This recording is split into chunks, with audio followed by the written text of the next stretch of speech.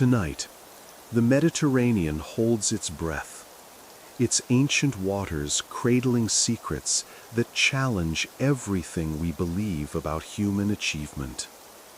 Feel the weight of 2 millennia pressing down through fathoms of salt water, where bronze gears rest in eternal darkness, their corroded teeth still meshed in calculations that modern science struggles to comprehend. If this journey touches your soul, join us again, and whisper from where you listen to us. Now, let the light dim. Breathe deeply. Let us dream with memories of genius that time forgot. I descend through layers of history made liquid, each meter deeper, carrying me further from the familiar world of smartphones and satellites, toward a realm where the impossible becomes tangible. The year is 1901, but I am sinking toward artifacts that predate Christ by decades, toward a discovery that will haunt archaeologists and engineers for more than a century. The water around me grows darker, colder, heavy with the weight of forgotten civilizations. Somewhere in these depths lies the wreck of a Roman cargo ship, its hull split open like a bronze egg, spilling treasures that were already ancient when Caesar walked the earth. Among amphorae filled with wine and statues of marble gods lies something that shouldn't exist. A device so sophisticated that it will take humanity 2,000 years to create anything comparable. I feel the presence of the Antikythera mechanism before I see it, a disturbance in the historical fabric of the seafloor. This corroded mass of bronze and wood represents more than just an ancient artifact. It is proof that our ancestors possessed knowledge we have only recently rediscovered, that the linear progression of human technology is an illusion, that genius can bloom in any age and vanish without trace. The mechanism lies partially buried in sand and marine growth, its bronze surfaces green with the patina of centuries. To the untrained eye, it appears to be nothing more than corroded metal, the kind of debris that litters ancient shipwrecks throughout the Mediterranean. But hidden within this unpressing mass are gear trains of breathtaking complexity, astronomical calculations of stunning accuracy, and mechanical principles that wouldn't be reinvented until the Renaissance. As I brush away the accumulated sediment of millennia, fragments of bronze gears become visible, their teeth still precisely cut despite 2,000 years of corrosion. These are not crude approximations, but precision instruments, crafted with a level of skill that speaks of advanced mathematical knowledge and sophisticated manufacturing techniques. The bronze itself tells a story.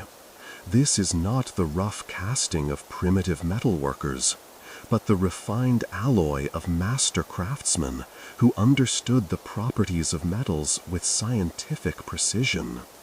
The device was created sometime between 150 and 100 BCE, during the Hellenistic period, when Greek science and mathematics reached heights that wouldn't be equaled for centuries. This was the age of Archimedes and Apollonius, of Hipparchus and Eratosthenes, when human understanding of the cosmos expanded with breathtaking rapidity. Yet, even in this golden age of intellectual achievement, the Antikythera mechanism stands apart as something extraordinary, something that pushes the boundaries of what we thought possible for ancient technology. I imagine the hands that crafted these gears, not the rough fingers of laborers, but the precise touch of master engineers who understood differential ratios and epicyclic gear trains. These craftsmen worked with tools we can barely imagine, creating mechanical precision that rivals modern manufacturing. They carved inscriptions in letters so small they require magnification to read, packed astronomical knowledge into a device no larger than a shoebox, and created what may be humanity's first analog computer. The mechanism's purpose becomes clear as I examine its corroded remains. This is an astronomical calculator, designed to predict the positions of the sun, moon, and planets with remarkable accuracy.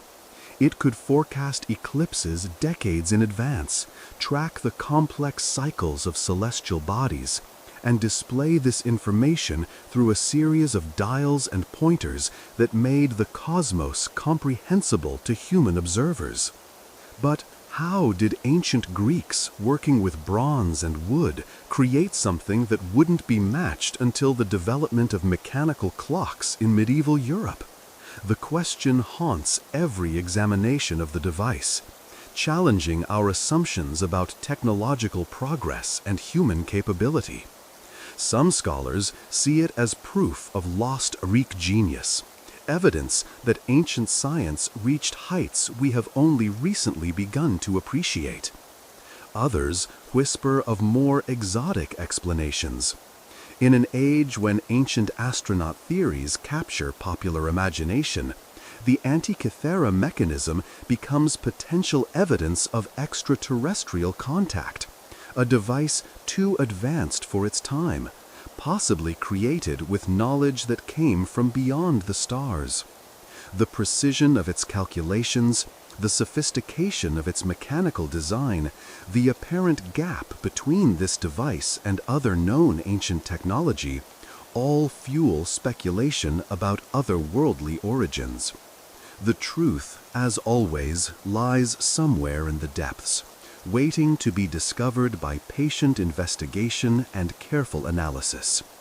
Modern technology has begun to penetrate the mechanism's secrets, revealing gear ratios that encode astronomical periods with stunning accuracy, inscriptions that reference celestial cycles unknown to most ancient texts, and mechanical principles that demonstrate a level of scientific understanding that challenges our preconceptions about the ancient world. As I rise from these depths, carrying with me the image of bronze gears frozen in time, I understand that the Antikythera mechanism represents more than just an archaeological curiosity. It is a bridge across time, connecting us to minds that grappled with the same fundamental questions that drive modern science. How does the universe work, and can human ingenuity create tools to comprehend its complexity? Tonight, we will follow the trail of this impossible device, from its discovery by sponge divers to its reconstruction by modern engineers, exploring the thin line between ancient genius and otherworldly intervention. The Mediterranean sun beats down mercilessly on weathered faces as the sponge diving boat Syros cuts through azure waters off the coast of Antikythera. The year is 1900, and Captain Dimitrios Kondos commands a crew of men whose lungs have been hardened by decades of diving to impossible depths, their bodies scarred by the brutal demands of harvesting the sea's treasures. I stand on the deck beside Elias Stadiatis, a diver whose reputation for finding sponges in the deepest waters has made him legendary among the Greek islands. His hands, gnarled by years of working in crushing depths, adjust the heavy copper helmet that will soon carry him 60 meters below the surface. The diving suit hangs on his frame like ancient armor, its canvas and rubber construction representing the cutting edge of underwater technology. The storm that drove them to seek shelter near this barren island has passed, leaving the sea deceptively calm. What the crew doesn't know is that they are about to make a discovery that will challenge humanity's understanding of its own past, that will raise questions about ancient knowledge that remain unanswered more than a century later. Stadiatis checks his airline one final time, the rubber hose that connects him to the surface pump operated by his companions. This is dangerous work. At 60 meters, the pressure is crushing, the margin for error non-existent. Sponge divers of this era work without modern safety equipment, relying on experience, courage, and the blessing of St. Nicholas, patron of sailors. The bronze helmet disappears beneath the surface, and I follow, descending through layers of blue that grow progressively darker and colder. The Mediterranean here is ancient, its waters having witnessed the rise and fall of civilizations, the passage of Phoenician traders, Greek colonists, Roman legions, and Byzantine merchants. The seafloor is a museum of human ambition, littered with the remains of vessels that carried the dreams and treasures of the ancient world. At 50 meters, the sunlight fades to a dim blue glow. At 60 meters, we enter a twilight realm where only the most experienced divers dare venture. The pressure here is enormous, 6 times greater than at the surface, and every breath must be carefully measured. Stadiatis moves with the practiced efficiency of a man who has learned to work quickly in this hostile environment. The wreck appears suddenly out of the gloom, a mound of debris that has been slowly claimed by the sea for 2 millennia. Amphora necks protrude from the sand like ancient fingers, their clay surfaces encrusted with marine growth. Marble statues lie scattered across the seafloor, their classical features softened by centuries of current and corrosion.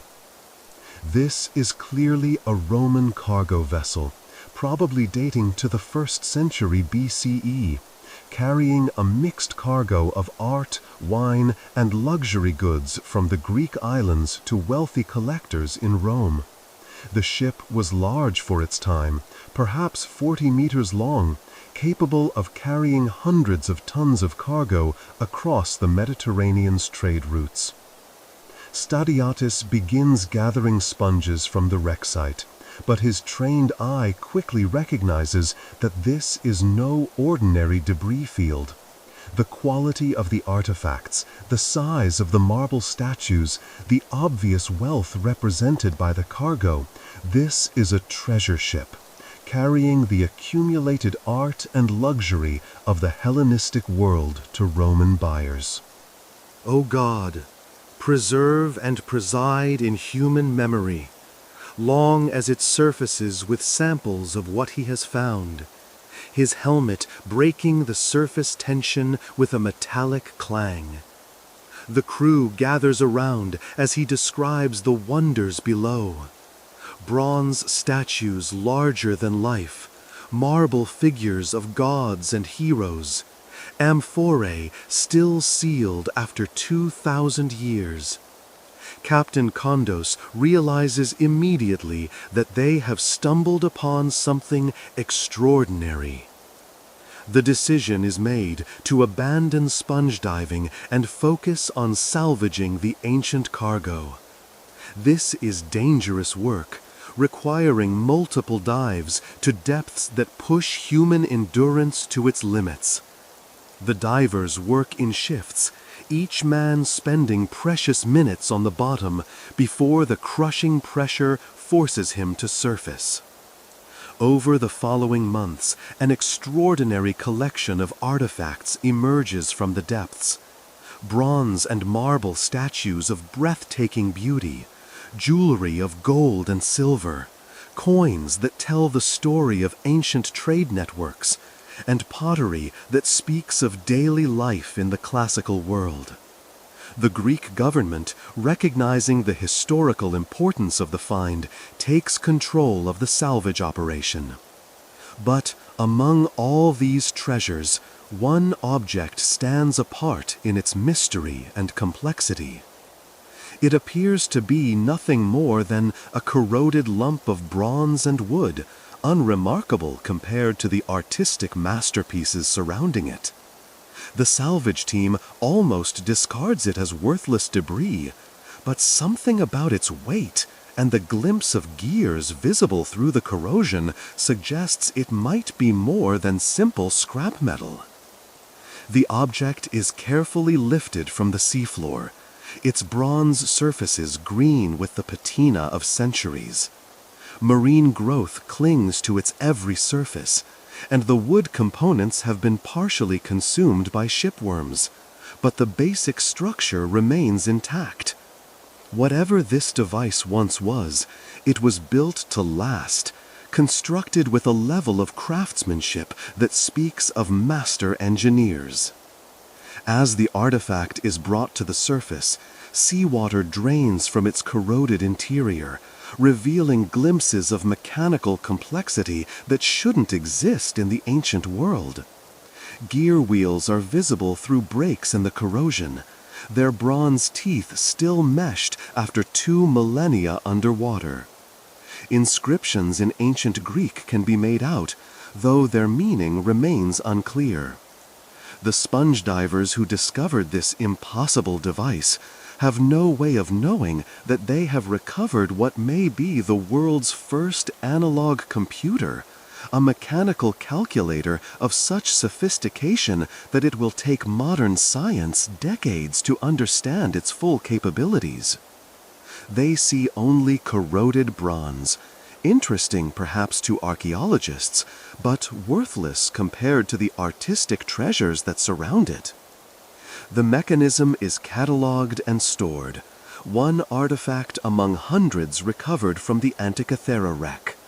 For decades, it will sit in museum storage, its secrets locked within layers of marine corrosion, waiting for technology advanced enough to peer through time's veil and reveal the genius of its ancient creators. The sponge divers return to their traditional work, their names largely forgotten by history. But their discovery will echo through the decades, challenging everything we think we know about ancient technology and human achievement. In pulling this corroded mass of bronze from the Mediterranean depths, they have recovered not just an artifact, but a mystery that continues to haunt modern science. The Athens Archaeological Museum is hushed with the reverence reserved for sacred spaces, its marble halls echoing with the whispered conversations of scholars who have come to examine treasures pulled from the Mediterranean's depths. I stand before a glass case containing what appears to be nothing more than corroded bronze fragments, their surfaces green with the patina of centuries and pitted by the relentless action of seawater. Professor Valerio Stais adjusts his spectacles as he examines the mysterious object, his weathered hands trembling slightly with the excitement of discovery. The year is 1902, and this distinguished archaeologist has spent months cataloging the extraordinary artifacts recovered from the Antikythera wreck. But this particular piece has captured his imagination in ways that the beautiful statues and elegant pottery cannot. "Look here," he whispers, pointing to a section where the corrosion has broken away to reveal the underlying bronze. These are gear teeth, precisely cut, mathematically spaced. But how is this possible? We are looking at technology that shouldn't exist for another 1,000 years. I lean closer, my breath fogging the glass as I peer into the corroded interior of the mechanism. Through gaps in the marine incrustation, bronze gears are clearly visible, their teeth still meshed in the positions they held when the Roman cargo ship sank 2 millennia ago. The precision of the metalwork is breathtaking. These are not crude approximations, but sophisticated mechanical components that rival anything produced in medieval Europe. The inscriptions are equally puzzling. Ancient Greek letters, some so small they require magnification to read, cover many surfaces of the device. The text appears to be instructional, describing the operation of various dials and the meaning of different positions. But the astronomical terminology is advanced, referencing celestial cycles and mathematical relationships that push the boundaries of known ancient Greek science. Professor Stais has been corresponding with colleagues across Europe, sharing photographs and detailed drawings of the mechanism's visible features. The responses have been uniformly skeptical. Such sophisticated mechanical engineering simply didn't exist in the ancient world. Most scholars dismiss the device as a medieval astrolabe that somehow became mixed with the ancient artifacts, despite clear evidence that it was recovered from the same archaeological context as demonstrably ancient objects. The resistance to accepting the mechanism's antiquity reveals something profound about academic thinking. When confronted with evidence that challenges fundamental assumptions about technological progress, the scholarly community's first instinct is denial. The idea that ancient Greeks could create mechanical computers threatens the comfortable narrative of linear advancement from primitive to sophisticated. I examine detailed photographs of the mechanism's exterior, noting the careful placement of dials and the sophisticated arrangement of control knobs. This is not a crude device cobbled together by amateur craftsmen, but a precision instrument designed by engineers who understood complex mechanical principles. The bronze casting shows evidence of advanced metallurgical knowledge, with different alloys used for different components based on their specific mechanical requirements. The wood components, though badly deteriorated, provide additional clues about the device's construction. The species appears to be boxwood, chosen for its stability and resistance to warping. Exactly the material a sophisticated instrument maker would select for precision work. The joinery shows evidence of careful craftsmanship, with bronze pins and wooden dowels used to create a structure that could withstand the stresses of mechanical operation.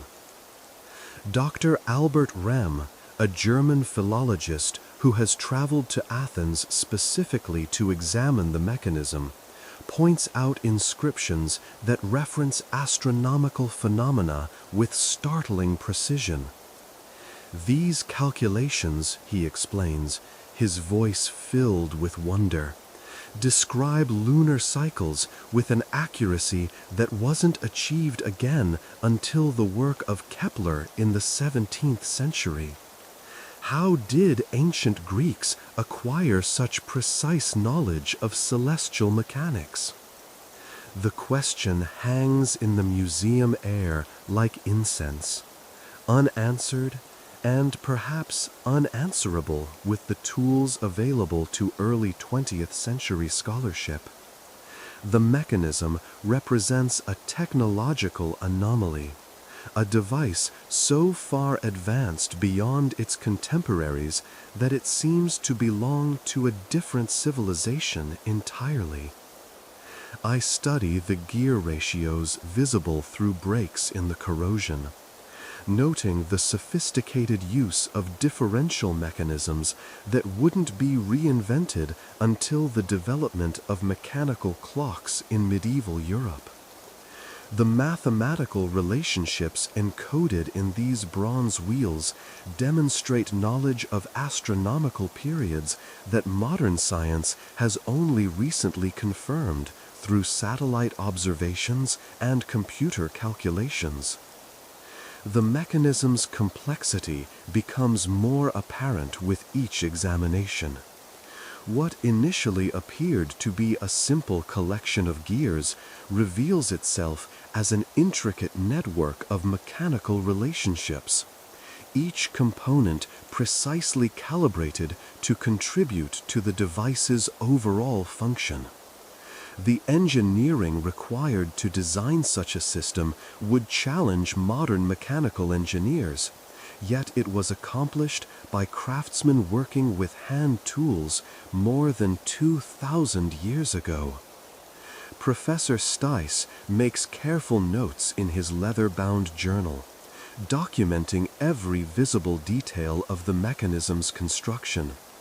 His drawings, though limited by the device's corroded condition, capture the essential features that will guide future researchers in their attempts to understand this impossible artifact. He recognizes that he is looking at something that will revolutionize understanding of ancient technology, though he cannot yet comprehend the full implications of his discovery. The museum's other visitors pass by the mechanism with barely a glance, drawn instead to the spectacular bronze and marble statues that dominate the Antikythera collection.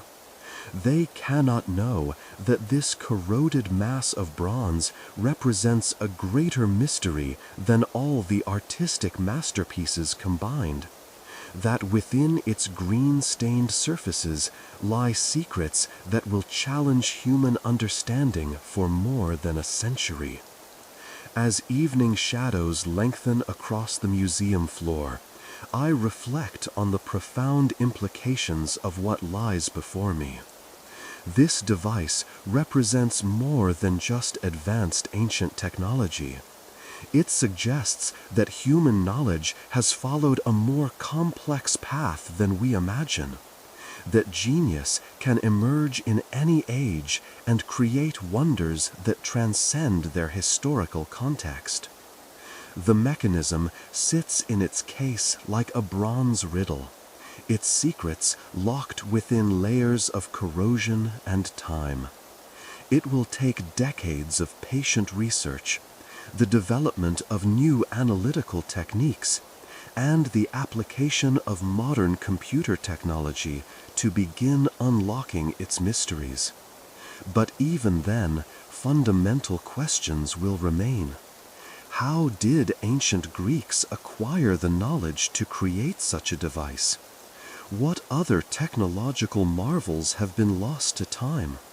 And perhaps most intriguingly, does the mechanism represent the pinnacle of human achievement, or evidence of knowledge that came from beyond the stars?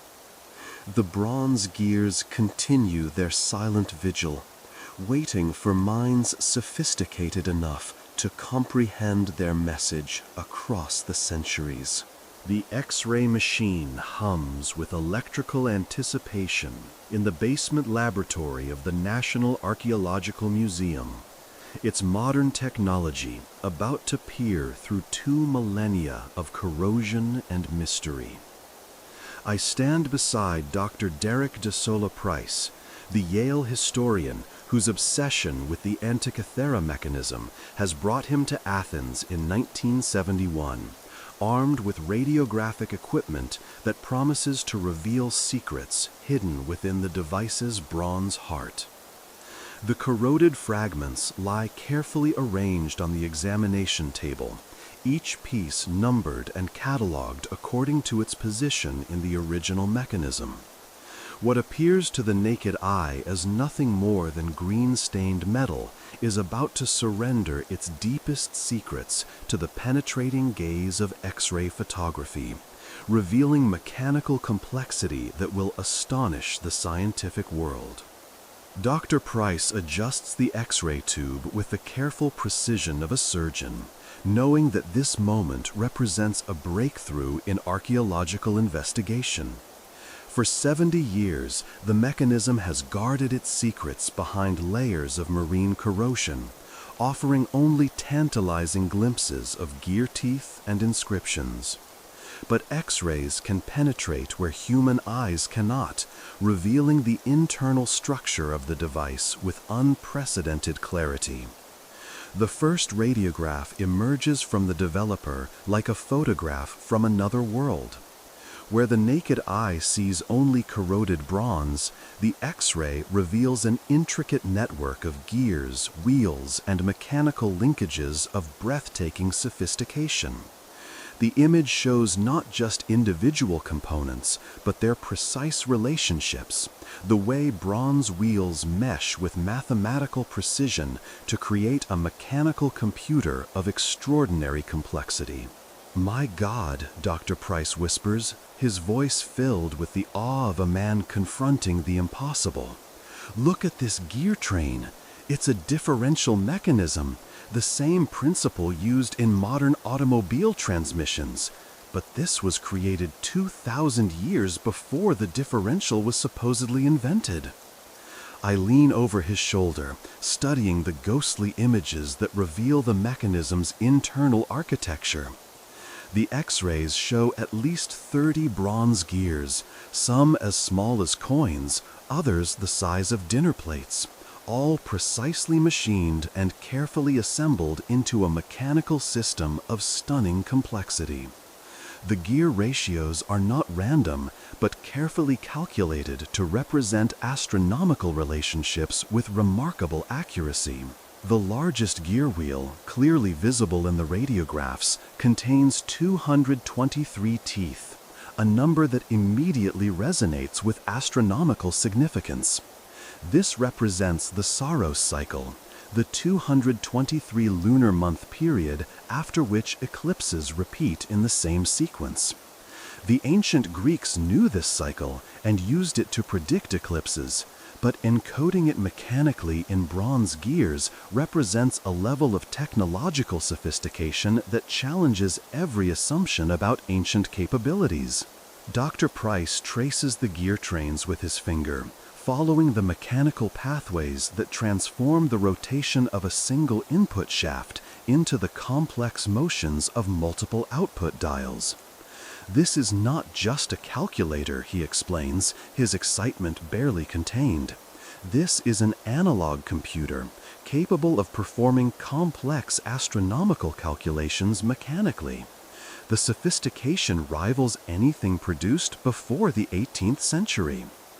The X-rays reveal inscriptions invisible to surface examination, text etched into bronze surfaces now hidden beneath layers of corrosion. The Greek letters, though distorted by 2 millennia of chemical action, can be partially deciphered using photographic enhancement techniques. The inscriptions appear to be operating instructions, describing how to use the device to predict celestial events and calculate astronomical positions." Fragment. "The radiographic examination reveals the mechanism's extraordinary complexity. There are gear trains for tracking the sun's annual motion, the moon's monthly cycle, and the complex wandering of the planets against the stellar background. Each astronomical body requires its own mechanical pathway, its own set of gears calibrated to reproduce celestial motions with mathematical precision.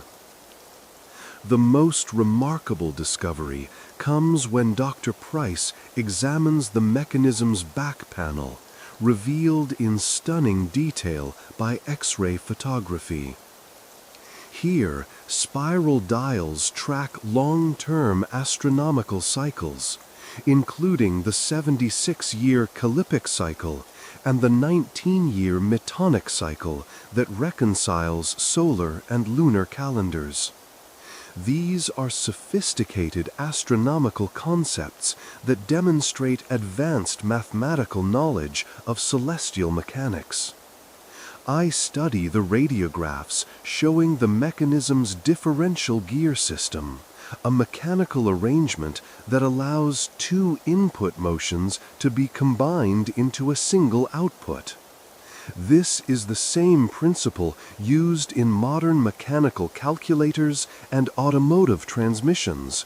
Yet here it appears in a device created during the Hellenistic period. The implications for our understanding of ancient technology are staggering.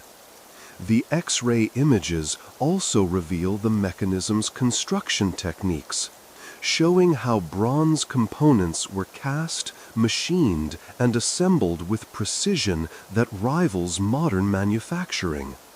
The gear teeth are not roughly cut, but precisely formed, with profiles that minimize friction and maximize mechanical efficiency.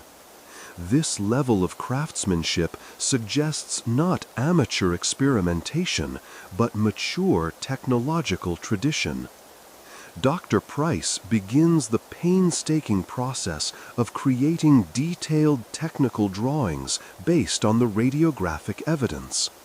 Each gear must be measured, its tooth count determined, its mechanical relationships mapped.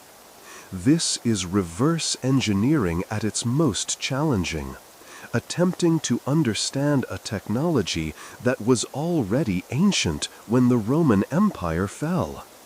The emerging picture is of a device that could predict eclipses decades in advance, track the positions of known planets, and display this information through a series of dials and pointers that made the cosmos comprehensible to human observers. The mechanism was not just a calculator, but a teaching tool, a way of demonstrating the mathematical harmony that ancient Greeks believed governed celestial motions. As the X-ray examination continues, each new image reveals additional layers of complexity. There are gear trains within gear trains, mechanical relationships of stunning sophistication, and evidence of design principles that wouldn't be rediscovered until the scientific revolution. The device represents not just advanced technology, but advanced scientific thinking, a mechanical embodiment of mathematical astronomy. The radiographs show evidence of repair and modification, suggesting that the mechanism was not a one-off creation, but a working instrument that was used, maintained, and improved over time. Bronze patches cover areas where gears were replaced, and some components show wear patterns consistent with regular operation. This was not a ceremonial object, but a practical tool for astronomical calculation. Dr. Price steps back from the examination table, overwhelmed by the implications of what the X-rays have revealed. "We're looking at technology that shouldn't exist," he says quietly. "This device demonstrates knowledge and capabilities that we thought were impossible for the ancient world. It forces us to completely reconsider what the Greeks were capable of achieving." The X-ray images lie spread across the laboratory table like windows into an impossible past, each one revealing new aspects of the mechanism's extraordinary sophistication. The bronze gears, frozen in time by marine corrosion, continue to hold their secrets. But modern technology has begun to unlock the mystery of their ancient purpose.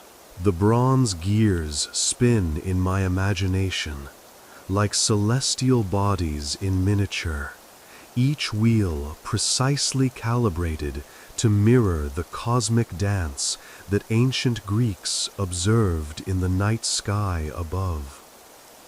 I stand in a modern engineering laboratory where computer-controlled machines attempt to recreate the mechanical marvel that emerged from Mediterranean depths, watching as 21st century technology struggles to match the precision of 2nd century BCE craftsmanship. Dr. Tony Freeth adjusts the parameters on his computer screen, the digital model of the Antikythera mechanism rotating slowly, as he traces the mechanical pathways that transform simple rotation into complex astronomical calculations. The gear ratios revealed by decades of X-ray analysis and CT scanning tell a story of mathematical sophistication that challenges every assumption about ancient capabilities. "Look at this differential gear system," he explains, highlighting the mechanism's most remarkable feature. This is the same principle used in modern car transmissions, but here it's being used to calculate the elliptical orbit of the moon. The ancient Greeks somehow encoded Hipparchus's lunar theory into bronze gears with mathematical precision that wasn't achieved again until Kepler. The differential mechanism represents the heart of the device's sophistication, a mechanical arrangement that allows two different rotational inputs to be combined into a single output that represents their mathematical relationship. In the Antikythera mechanism, this principle is used to account for the moon's variable speed as it follows its elliptical orbit around Earth, a subtle astronomical effect that requires advanced mathematical understanding to calculate accurately. I examine the gear train that drives the lunar calculations, marveling at the elegant solution to an extraordinarily complex problem. The moon's orbit is not a perfect circle, but an ellipse, causing our satellite to move faster when closer to Earth and slower when farther away. Ancient astronomers knew this variation existed, but encoding it mechanically required mathematical insights that we're only now beginning to appreciate. The main drive wheel, with its 223 teeth representing the Saros eclipse cycle, connects to a complex network of intermediate gears that step down the rotation to match various astronomical periods. Each gear ratio has been carefully calculated to represent specific celestial relationships. The 19-year Metonic cycle that reconciles solar and lunar calendars. The 76-year Callipic cycle that refines the Metonic period, and the 223-month Saros cycle that governs eclipse predictions. Dr. Freeth shows me how the mechanism's creators solved the problem of representing non-integer gear ratios through ingenious mechanical approximations. Ancient astronomical periods don't always divide evenly into whole numbers, but mechanical gears require whole teeth. The device's designers created compound gear trains that approximate irrational ratios with remarkable accuracy, achieving precision that rivals modern calculations. The planetary calculations represent perhaps the mechanism's greatest achievement. The ancient Greeks knew 5 planets: Mercury, Venus, Mars, Jupiter, and Saturn, and understood that these wandering stars followed complex paths against the stellar background. Representing these motions mechanically required not just astronomical knowledge, but sophisticated understanding of mechanical engineering principles. Each planet requires its own gear train, calibrated to reproduce its specific orbital period and the complex retrograde loops that occur when Earth overtakes outer planets in their orbits. The mechanism's creators somehow encoded the mathematical relationships that govern planetary motion into bronze wheels, creating a mechanical model of the solar system that predates Copernicus by more than a millennium. I study the computer simulation showing how the mechanism's various dials would have displayed astronomical information to ancient users. The front face shows the positions of the sun, moon, and planets against the zodiacal background, while the back dials track longer-term cycles, including eclipse predictions and the timing of Olympic Games. This is not just a calculator, but a comprehensive astronomical computer.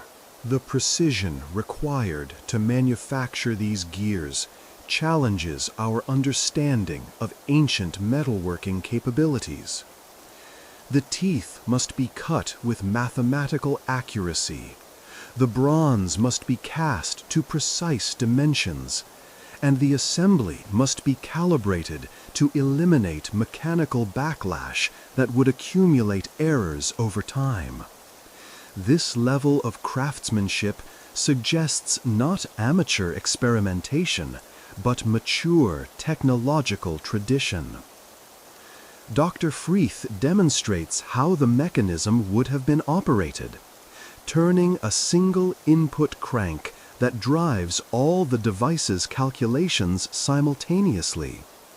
As the handle rotates, the various dials advance at different rates, each one tracking its specific astronomical phenomenon. The user could set the device to any date and read off the positions of celestial bodies with remarkable accuracy. The eclipse prediction capability represents one of the mechanism's most impressive features.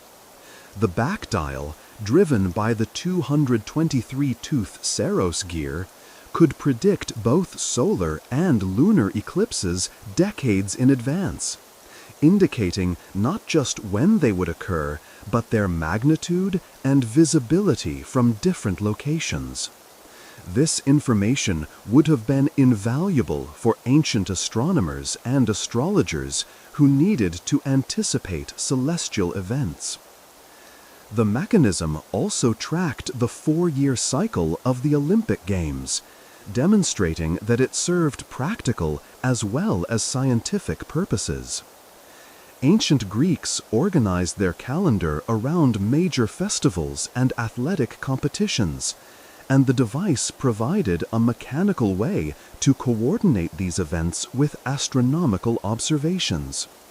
This integration of practical and theoretical knowledge reflects the holistic approach of Greek science. I examine the gear ratios that represent the synodic periods of the planets, the time required for each planet to return to the same position relative to the Sun, as seen from Earth. These periods are not simple multiples of Earth's year, but complex fractions that require sophisticated mathematical treatment. The mechanism's creators somehow encoded these relationships into mechanical form with stunning accuracy.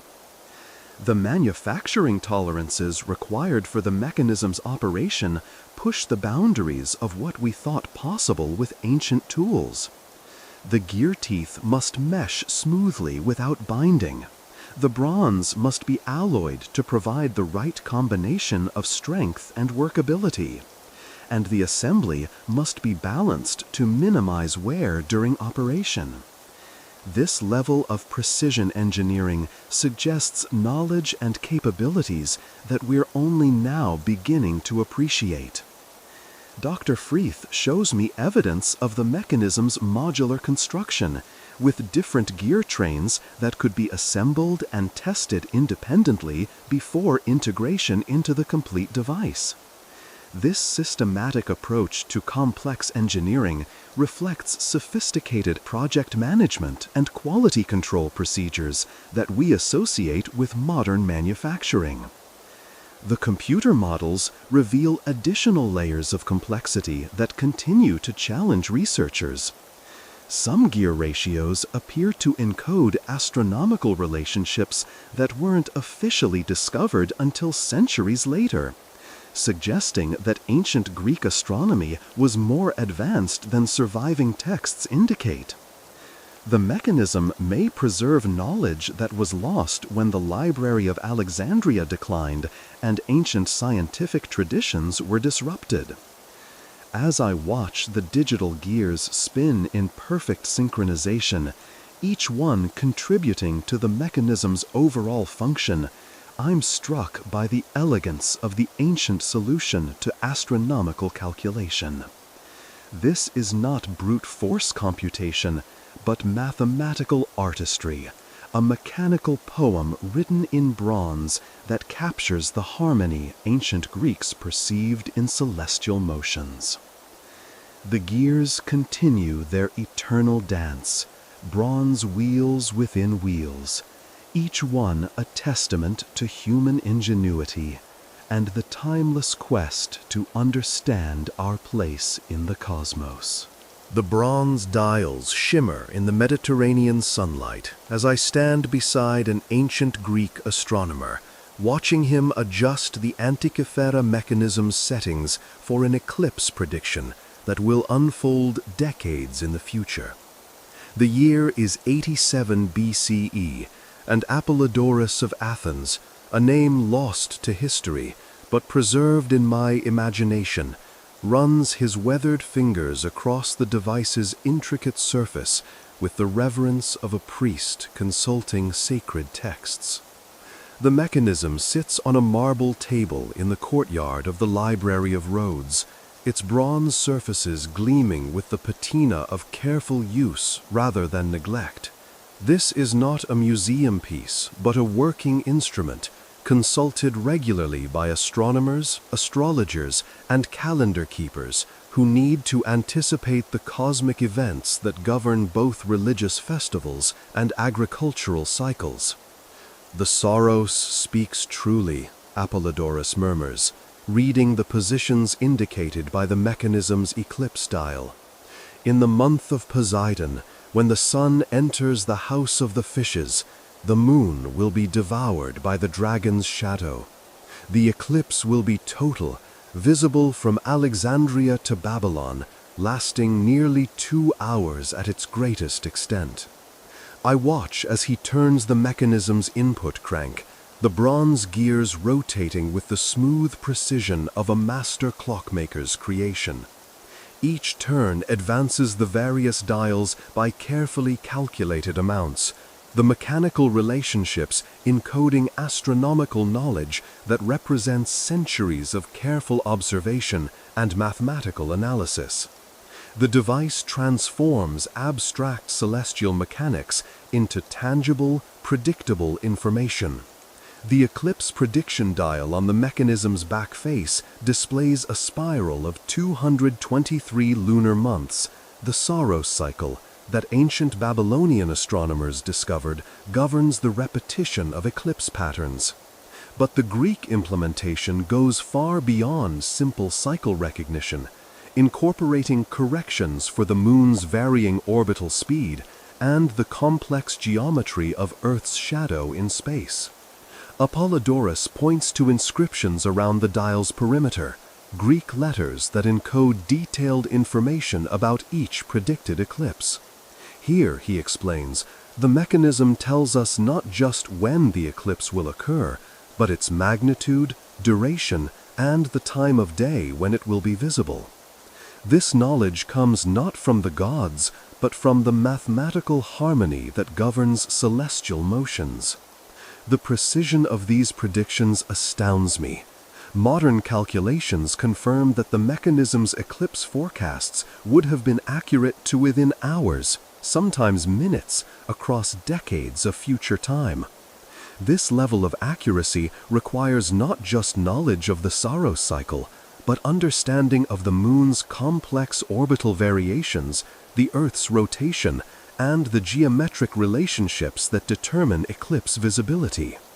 I examine the mechanism's lunar calendar dial, which reconciles the 29.5-day lunar month with the 365-day solar year through the elegant mathematics of the Metonic cycle. Every 19 years, the phases of the moon repeat on the same calendar dates, a relationship that the mechanism encodes mechanically through precisely calculated gear ratios. This mathematical harmony fascinated ancient Greeks, who saw it as evidence of cosmic order. The device also tracks the 4-year Olympic cycle, demonstrating its practical importance in ancient Greek society. The Olympic Games were not just athletic competitions, but religious festivals that required precise timing to coordinate with astronomical events. The mechanism provided a mechanical way to ensure that these celebrations occurred at the proper celestial moments. Apollodorus shows me how the mechanism predicts not just lunar eclipses, but solar eclipses as well, though these are more challenging to forecast accurately because they depend on the observer's precise location on Earth's surface. The device includes corrections for parallax and the finite size of the moon's shadow, mathematical refinements that demonstrate sophisticated understanding of three-dimensional celestial geometry. "The Chaldeans taught us the cycles," he explains, referring to the Babylonian astronomers whose eclipse records provided the observational foundation for Greek mathematical astronomy. But we Greeks have given these cycles mechanical form, creating a bronze cosmos that mirrors the celestial sphere itself. Through this device, we can hold the heavens in our hands. The mechanism's eclipse predictions extend far beyond simple yes or no forecasts. The inscriptions indicate eclipse magnitude, how much of the sun or moon will be obscured, and provide timing information that allows observers to prepare for these dramatic celestial events. For ancient peoples who saw eclipses as omens of divine displeasure, such precise predictions represented power over fate itself. I watch as Apollodorus demonstrates the mechanism's ability to work backward in time as well as forward, turning the input crank in reverse to calculate the dates of historical eclipses. This capability would have been invaluable for chronologists trying to establish precise dates for historical events, using eclipse records to synchronize different calendar systems and resolve disputes about ancient chronology. The mathematical sophistication required for accurate eclipse prediction challenges every assumption about ancient Greek capabilities. The calculations involve not just the basic Saros cycle, but corrections for the moon's elliptical orbit, the precession of the lunar nodes, and the complex interactions between solar and lunar motions. Encoding these relationships mechanically required mathematical insights that wouldn't be fully understood again until the work of Newton and Kepler. The mechanism's creators somehow knew that the moon's orbit is tilted relative to Earth's orbital plane around the sun, and that this tilt causes the intersection points, the nodes where eclipses can occur, to slowly migrate around the sky. The device includes mechanical corrections for this nodal precession, a subtle effect that requires centuries of careful observation to detect and quantify. Apollodorus adjusts the mechanism to show a particularly spectacular eclipse that occurred during his grandfather's lifetime, when the sun was completely obscured for nearly 7 minutes, and stars became visible in the daytime sky. The mechanism predicted this event perfectly, he says with pride. Our bronze calculator saw what human eyes could not, the precise moment when celestial shadows would dance across the earth. The eclipse dial also indicates the time of day when eclipses will occur, information that requires knowledge of the Earth's rotation and the observer's longitude. This suggests that the mechanism's creators understood concepts about Earth's motion that wouldn't be widely accepted until the Copernican revolution, more than a millennium in the future.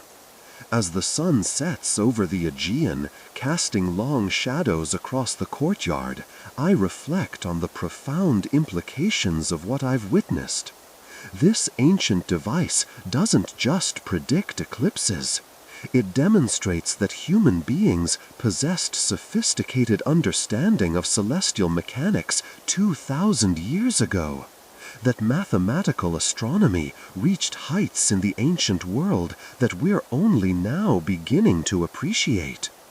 The bronze gears continue their silent calculations, encoding the eternal dance of sun, moon, and earth in mechanical form. Each eclipse prediction represents a triumph of human intellect over the apparent chaos of celestial events, proof that the universe operates according to mathematical laws that patient observation and careful reasoning can discover and encode. The mechanism sits quietly in the gathering darkness, its bronze surfaces reflecting the first stars of evening, ready to reveal the cosmic secrets that await in tomorrow's sky. The ancient observatory on the island of Rhodes rises from the Mediterranean landscape like a temple dedicated to the cosmos itself, its marble columns framing instruments of bronze and wood that measure the eternal dance of celestial bodies. I stand beside the greatest astronomer of antiquity, Hipparchus of Nicaea, as he makes the observations that will revolutionize human understanding of the heavens and, unknowingly, provide the mathematical foundation for a mechanical marvel that will survive him by millennia. The year is 140 BCE, and Hipparchus adjusts his astrolabe with the meticulous precision of a man who has dedicated his life to wresting secrets from the night sky.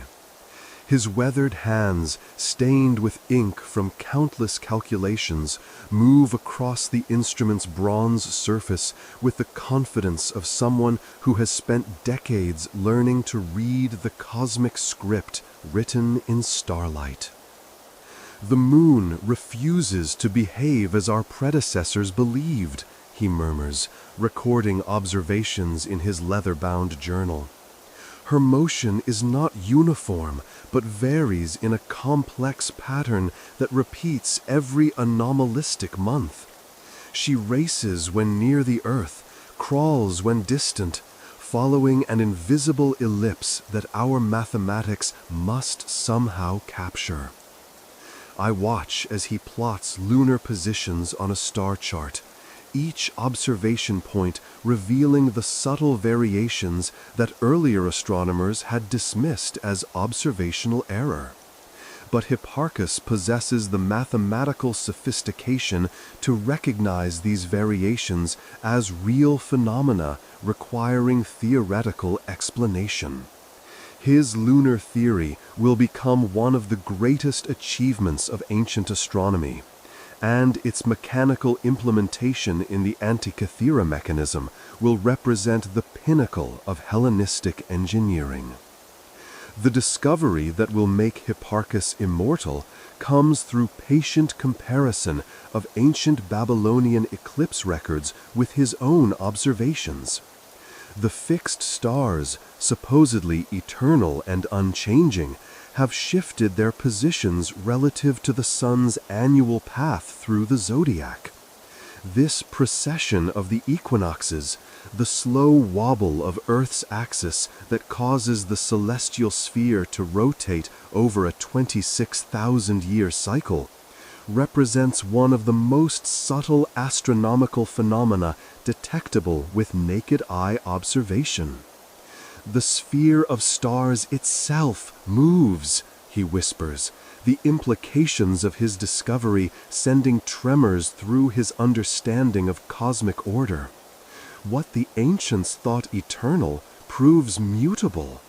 The heavens themselves participate in cycles so vast that human lifetimes cannot encompass them. Yet mathematics can capture even these cosmic rhythms. Hipparchus's workshop adjoins the observatory, filled with bronze gears and wooden frameworks that represent his attempts to mechanize astronomical calculations. He has been experimenting with gear trains that can reproduce the complex motions he observes in the sky, seeking ways to transform abstract mathematical relationships into tangible mechanical devices that can predict celestial events. I examine his prototype mechanisms, crude predecessors to the sophisticated device that will eventually emerge from this tradition of mechanical astronomy. The gear ratios are carefully calculated to represent astronomical periods: the 19-year Metonic cycle, the 76-year Callippic period, the 223-month Saros eclipse cycle. Each bronze wheel encodes mathematical relationships that Hipparchus has derived from decades of careful observation. The lunar theory that Hipparchus develops represents one of the most sophisticated achievements of ancient science. He recognizes that the moon's orbit is not a perfect circle, but an ellipse, causing our satellite to move faster when closer to Earth and slower when farther away. More remarkably, he discovers that this elliptical orbit itself rotates slowly around the Earth, completing one revolution every 9 years. The moon follows an epicycle, he explains, sketching geometric diagrams that show how complex celestial motions can be decomposed into combinations of circular movements. She travels on a small circle whose center moves around a larger circle centered on the Earth. This double motion accounts for all the variations we observe in her speed and position. The mathematical elegance of Hipparchus's solution astounds me. By combining two circular motions, the moon's movement around a small epicycle and the epicycle's movement around a larger deferent circle, he can account for the complex variations in lunar motion with remarkable accuracy. This geometric model will dominate astronomical thinking for more than a millennium, until Kepler discovers that orbits are actually elliptical rather than combinations of circles. Hipparchus demonstrates how his lunar theory can be implemented mechanically through differential gear systems that combine two rotational inputs into a single output representing their mathematical relationship. The concept is brilliant. Use one gear train to represent the moon's mean motion around the deferent circle, another to represent the epicycle's rotation, and combine them through a differential mechanism to produce the moon's actual position. I watch as he tests a prototype differential gear system, bronze wheels meshing with the precision required for accurate astronomical calculation. The mechanism transforms the abstract mathematics of epicyclic motion into tangible mechanical relationships, creating a bronze model of celestial mechanics that can predict lunar positions decades into the future. The star catalog that Hipparchus compiles represents another revolutionary achievement. By carefully measuring the positions of 850 stars and comparing them with earlier observations, he creates the first systematic survey of stellar positions and discovers the precession of the equinoxes. This catalog will provide the observational foundation for all subsequent astronomical work, including the stellar coordinate system encoded in the Antikythera mechanism. Hipparchus's work on eclipse prediction pushes the boundaries of ancient mathematical astronomy. He refines the Babylonian Saros cycle, adding corrections for the moon's varying orbital speed and the complex geometry of Earth's shadow. His eclipse calculations achieve accuracy that won't be surpassed until the development of modern celestial mechanics, and his methods will be mechanically implemented in the Antikythera device. The magnitude system that Hipparchus develops for classifying stellar brightness will survive unchanged into the modern era. By dividing stars into 6 magnitude classes based on their apparent brightness, he creates a quantitative framework for stellar astronomy that demonstrates the Greek commitment to mathematical precision in natural philosophy. I examine Hipparchus's notes on planetary motion, where he grapples with the complex retrograde loops that planets trace against the stellar background. His geometric models, based on combinations of circular motions, provide the theoretical framework that will eventually be mechanized in the planetary displays of advanced astronomical calculators.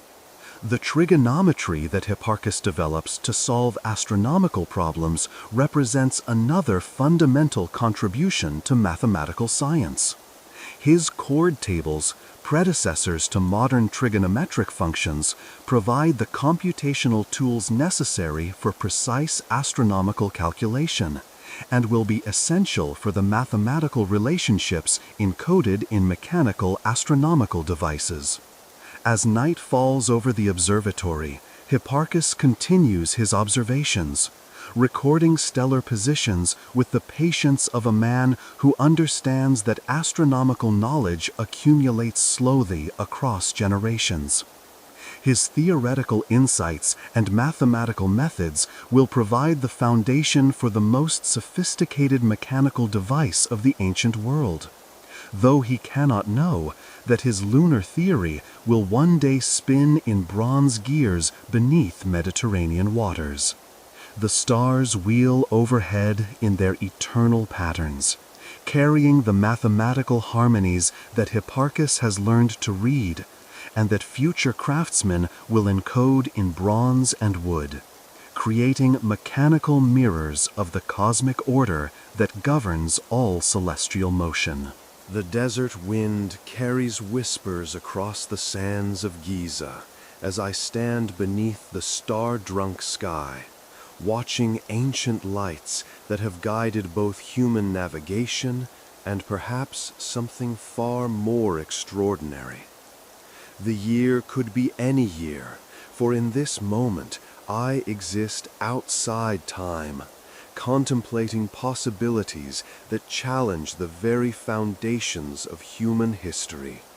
Above me, the same constellations that witnessed the construction of the pyramids now illuminate questions that orthodox archaeology dares not ask.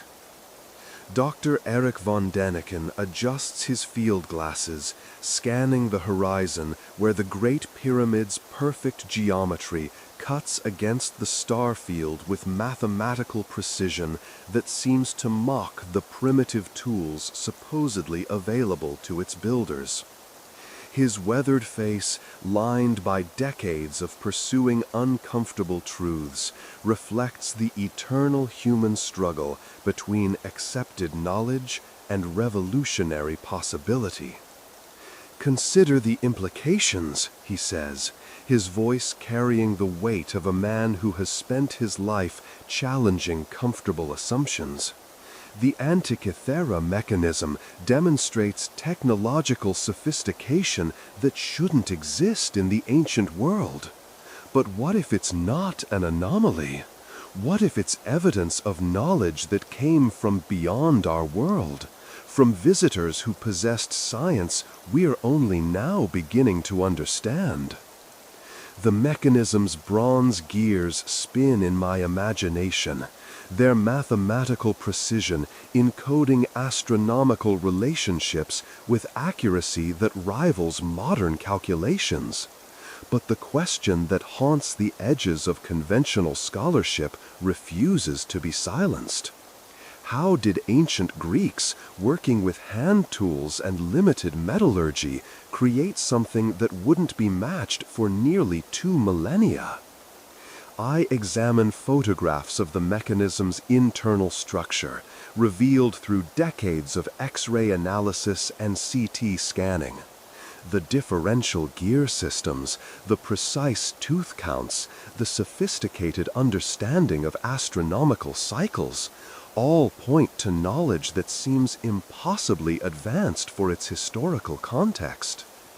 The device doesn't just predict eclipses and planetary positions, it demonstrates mathematical insights that challenge our understanding of ancient capabilities. The alien hypothesis emerges not from science fiction fantasy, but from the uncomfortable gap between the mechanism's sophistication and the technological context of its creation. If ancient Greeks possessed the knowledge to create such devices, where are the other examples? Where is the technological tradition that should surround such an achievement? The mechanism stands alone, an isolated pinnacle of sophistication that seems to have no precedent and no successors.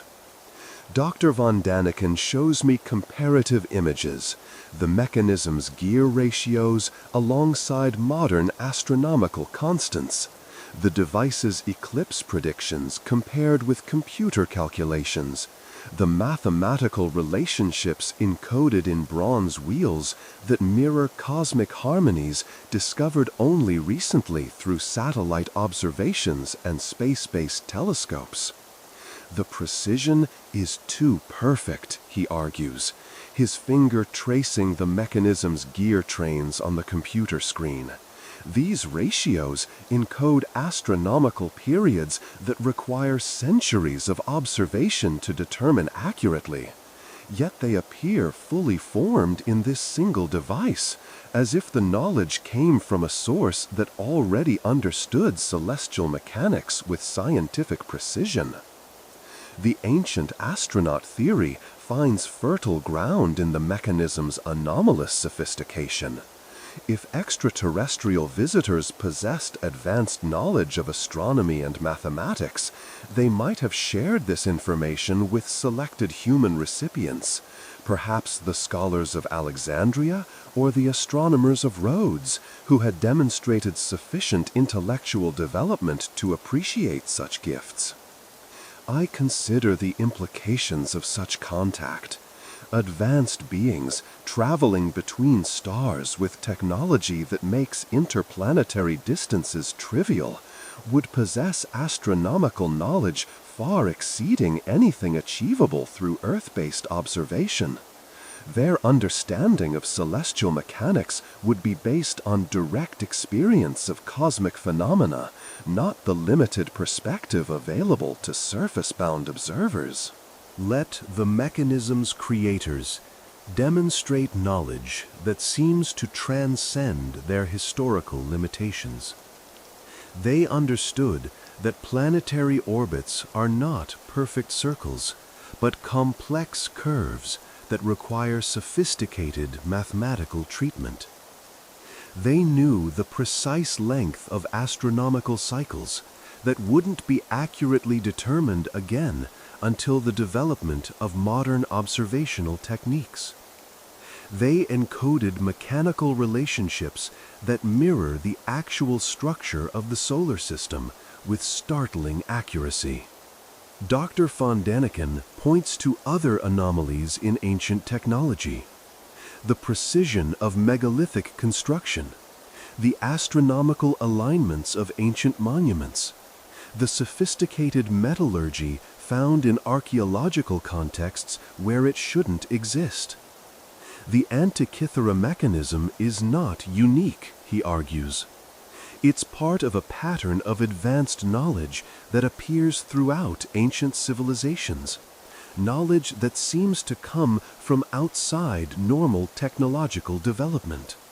The bronze alloy used in the mechanism's construction represents another puzzle. The metal composition demonstrates sophisticated understanding of metallurgy, with different alloys used for different components based on their specific mechanical requirements. This level of material science suggests knowledge that goes beyond trial and error experimentation to systematic understanding of atomic structure and chemical properties. I examine the mechanism's inscriptions, Greek text that describes astronomical phenomena with terminology that seems remarkably modern. The language suggests familiarity with concepts that wouldn't be formally developed until the scientific revolution. Ideas about planetary motion, eclipse mechanics, and celestial coordinate systems that seem anachronistic for their historical context. The device's modular construction also raises questions about its origins. The mechanism appears to have been designed using systematic engineering principles, with standardized components and interfaces that suggest mass production capabilities. This level of manufacturing sophistication implies an industrial base that archaeological evidence doesn't support for the ancient Mediterranean world. Dr. von Däniken shows me computer simulations that model the mechanism's operation, revealing layers of complexity that continue to challenge modern engineers. We can barely reproduce this device with 21st century technology, he observes. Yet we're supposed to believe that ancient Greeks created it with hand tools and primitive metallurgy. The gap between the mechanism's sophistication and its supposed technological context is simply too large to ignore. The astronomical knowledge encoded in the mechanism extends beyond what naked eye observation could reasonably determine. The device incorporates corrections for subtle effects like the moon's orbital eccentricity and the precession of planetary orbits, phenomena that require either centuries of precise measurement or theoretical understanding based on physical principles that weren't formally discovered until the modern era. The alien hypothesis offers an elegant explanation for these anomalies. If extraterrestrial visitors shared advanced astronomical knowledge with ancient Greek scholars, it would account for the mechanism's sophisticated understanding of celestial mechanics. The device becomes not just a calculator, but a teaching tool, designed to preserve and transmit cosmic knowledge that originated beyond Earth. I consider the broader implications of such contact. If ancient civilizations received technological assistance from extraterrestrial sources, it would explain many of the puzzling achievements that dot human history. The precision of ancient monuments, the sophistication of certain artifacts, the sudden appearance of advanced knowledge in cultures that seem unprepared for such developments. The mechanism sits in its museum case, like a bronze question mark, challenging comfortable assumptions about human development and technological progress. Whether it represents the pinnacle of ancient Greek achievement or evidence of knowledge that came from the stars, it forces us to confront the possibility that human history is more complex and mysterious than orthodox scholarship admits.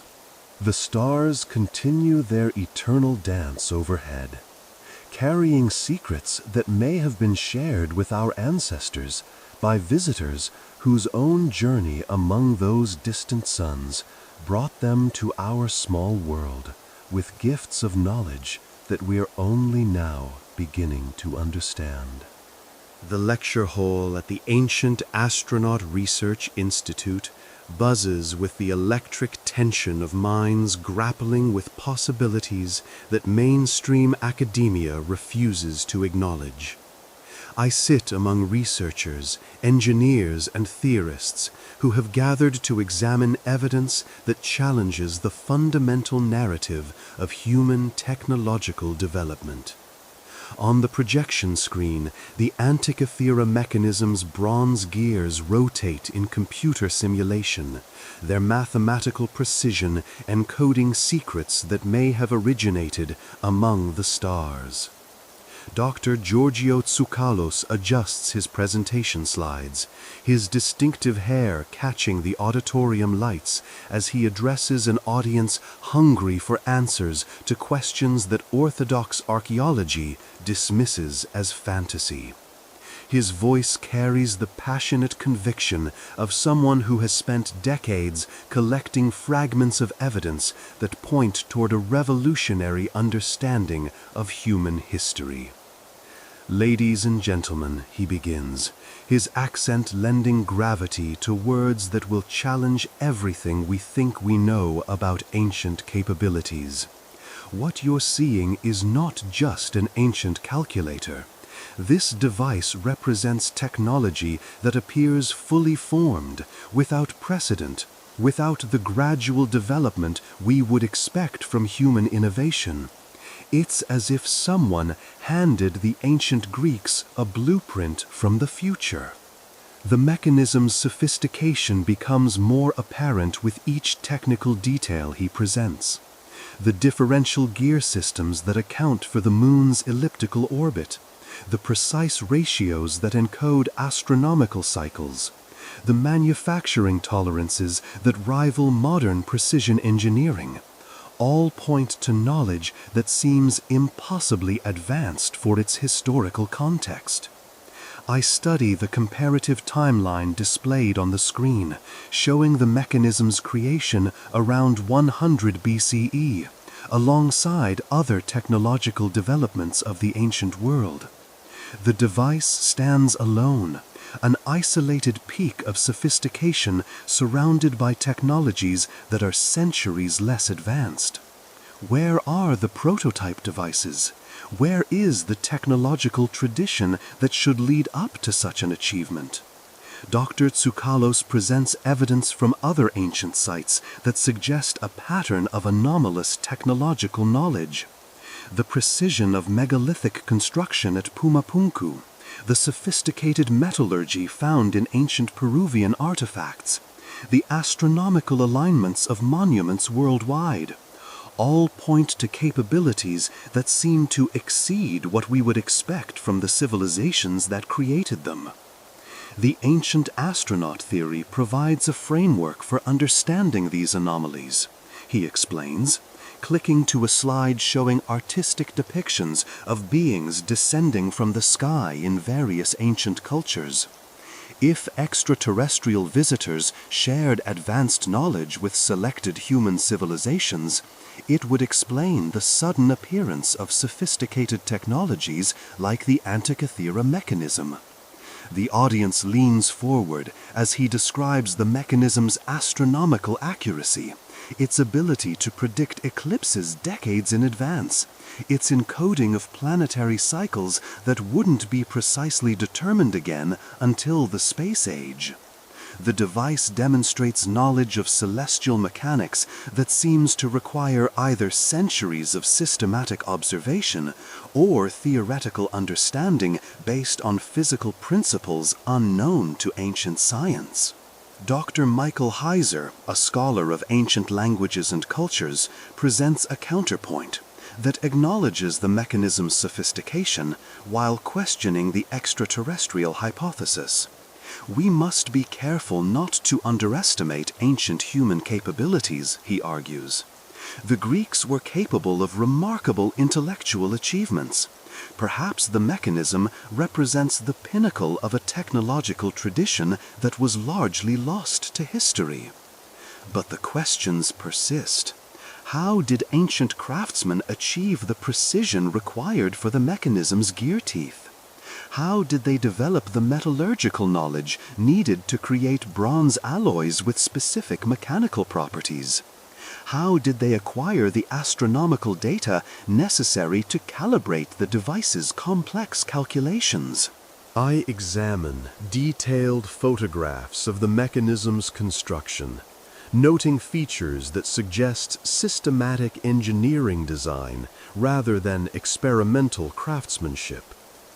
The standardized gear modules, the sophisticated bearing systems, the evidence of quality control procedures, all point to manufacturing capabilities that seem anachronistic for the ancient Mediterranean world. Dr. Tsoukalos presents linguistic evidence from ancient texts that describe teachers from the sky who shared knowledge with human civilizations. The Sumerian Anunnaki, the Hindu Vimanas, the biblical Nephilim. Cultures worldwide preserve traditions of beings who descended from the heavens, bringing advanced knowledge and technology. The mechanism could be a remnant of this knowledge transfer, he suggests, showing artistic reconstructions of how the device might have been used in ancient astronomical schools. Perhaps extraterrestrial visitors established centers of learning where selected humans were taught advanced science and mathematics.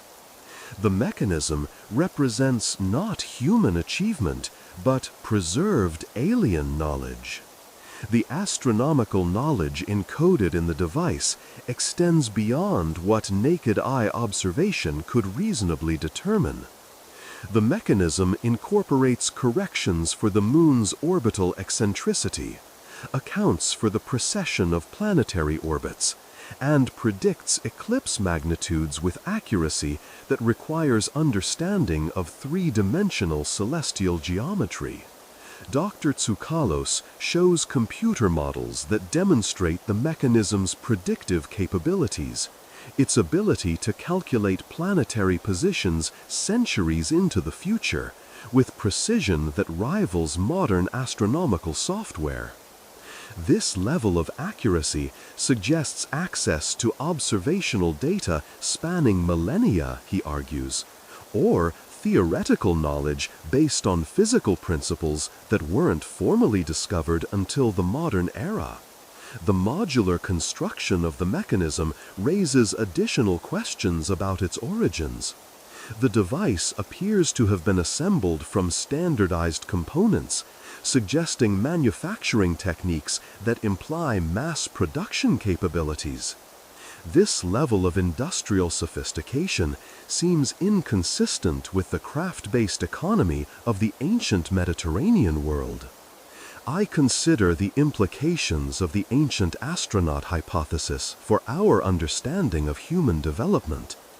If extraterrestrial visitors shared advanced knowledge with ancient civilizations, it would explain many of the puzzling achievements that dot human history. The sudden appearance of complex technologies, the sophisticated understanding of astronomical phenomena, the precision of ancient monuments and artifacts. The mechanism's creators demonstrate knowledge that seems to transcend the limitations of their historical context. They understood mathematical relationships that wouldn't be formally derived until the scientific revolution, encoded astronomical constants that require modern observational techniques to determine accurately, and created mechanical systems that challenge contemporary engineering capabilities. Dr. Tsoukalos presents his final argument with the passion of someone who has dedicated his life to pursuing uncomfortable truths. The Antikythera mechanism forces us to confront the possibility that human history is more complex than we imagine. Whether we call them gods, angels, or extraterrestrials, the evidence suggests that our ancestors received knowledge from sources beyond this world.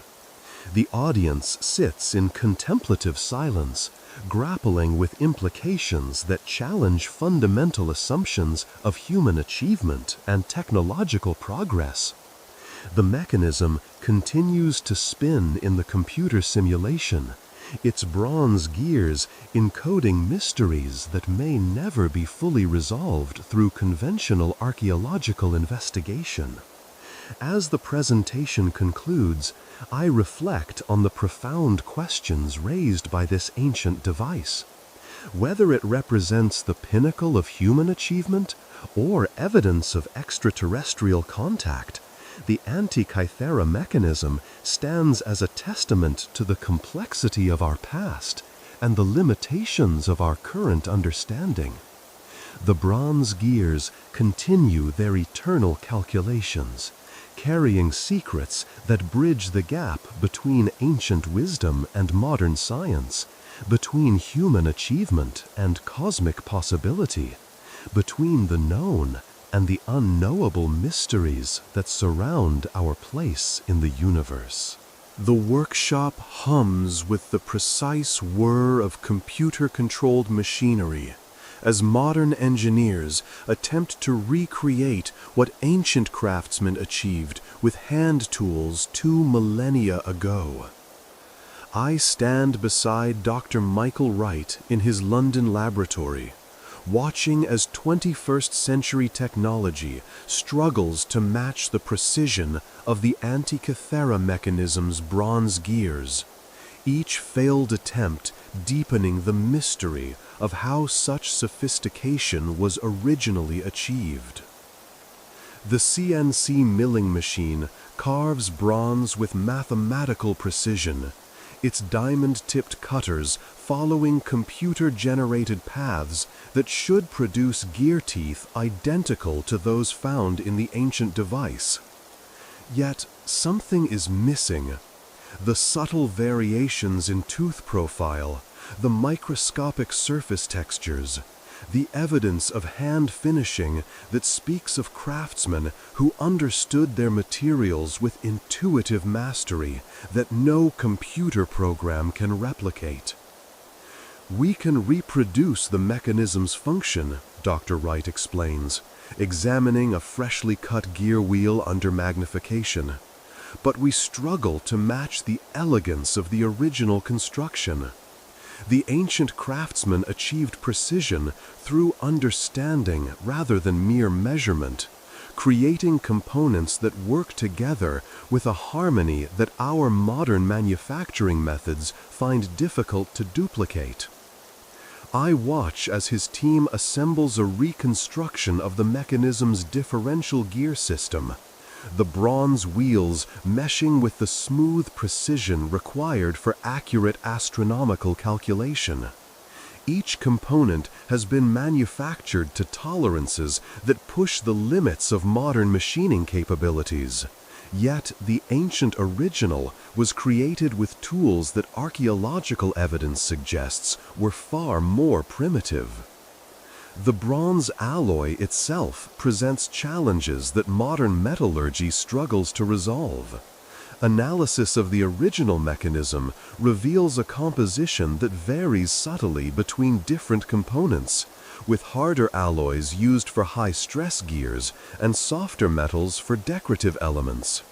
This level of materials engineering suggests knowledge of atomic structure and chemical properties that seems anachronistic for the ancient world. Dr. Wright demonstrates the reconstructed mechanism's operation, turning the input crank that drives all the device's calculations simultaneously. As the handle rotates, the various dials advance at different rates, each one tracking its specific astronomical phenomenon with mechanical precision that transforms abstract mathematics into tangible, predictable motion. The genius lies not just in the individual components, but in their integration, he explains, pointing to the complex gear trains that interconnect the mechanism's various functions. The ancient designers created a system where every component serves multiple purposes, where mechanical efficiency is balanced with astronomical accuracy in ways that challenge our modern engineering assumptions. The reconstruction project has revealed layers of sophistication that continue to surprise researchers. The mechanism's creators used techniques like backlash compensation and mechanical filtering to eliminate errors that would accumulate over time. These are advanced engineering concepts that weren't formally developed until the Industrial Revolution, yet they appear fully implemented in this ancient device.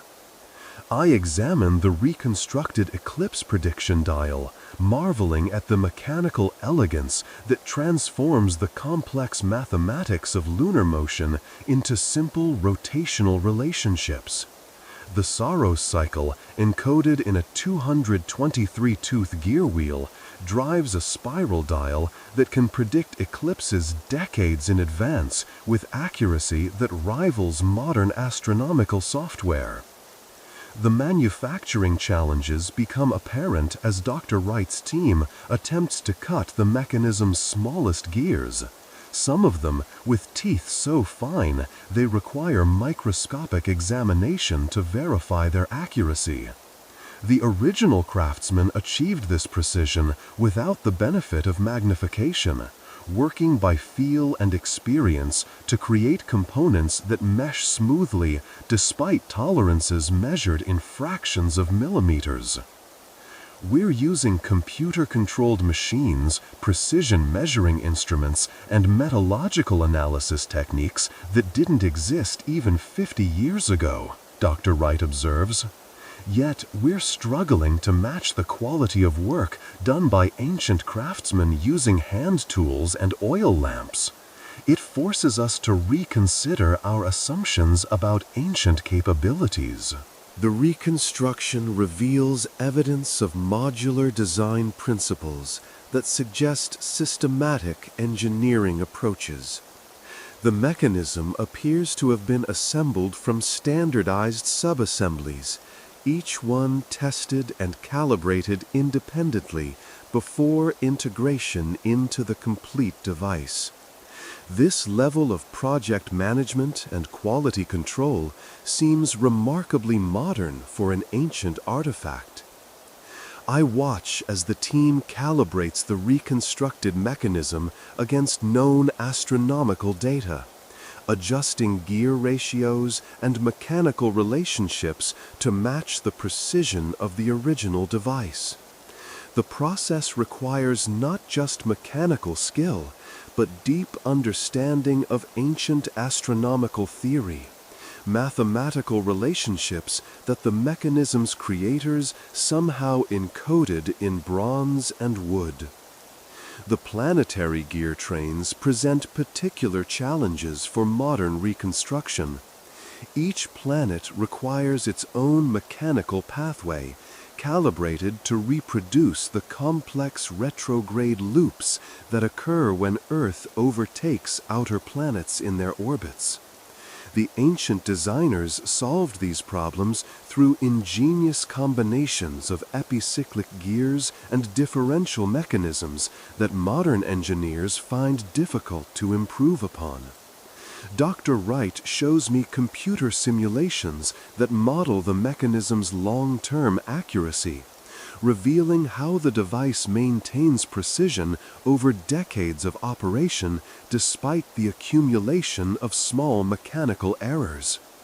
The ancient designers incorporated self-correcting features and periodic calibration procedures that demonstrate sophisticated understanding of error propagation and mechanical reliability. The inscriptions on the reconstructed mechanism present their own mysteries. The Greek text includes technical terminology that seems remarkably modern, describing astronomical phenomenon with precision that suggests familiarity with concepts not formally developed until centuries later. The language implies theoretical understanding that goes beyond empirical observation to systematic scientific knowledge. The mechanism represents more than just advanced technology, Dr. Wright reflects, watching the bronze gears spin in perfect synchronization. It demonstrates a level of scientific thinking that we associate with the modern era: systematic observation, mathematical modeling, mechanical implementation of theoretical concepts. The ancient Greeks were conducting science in ways that we're only now beginning to appreciate. The reconstruction project has also revealed evidence of the mechanism's practical use.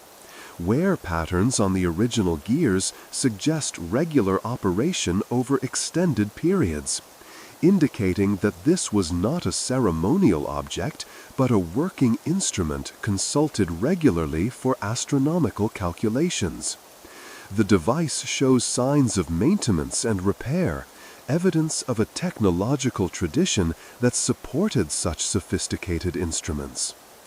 I examine the reconstructed mechanism's back panel, where spiral dials track long-term astronomical cycles with mechanical precision that transforms abstract time periods into tangible rotational relationships. The 76-year Calippic cycle, the 19-year Metonic period, the 4-year Olympic cycle, all encoded in bronze wheels that make cosmic time comprehensible to human observers. The manufacturing techniques required for the mechanism's creation challenge our understanding of ancient capabilities. The gear teeth show evidence of precision cutting. The bronze surfaces display finishing techniques that require specialized tools. And the assembly demonstrates mechanical knowledge that seems to exceed what we would expect from the technological context of its creation. As the reconstructed mechanism continues its calculations, each rotation bringing it closer to the astronomical accuracy of its ancient predecessor, I'm struck by the profound implications of what modern engineering has revealed. This device represents not just advanced ancient technology, but evidence of scientific thinking that bridges the gap between classical antiquity and the modern world.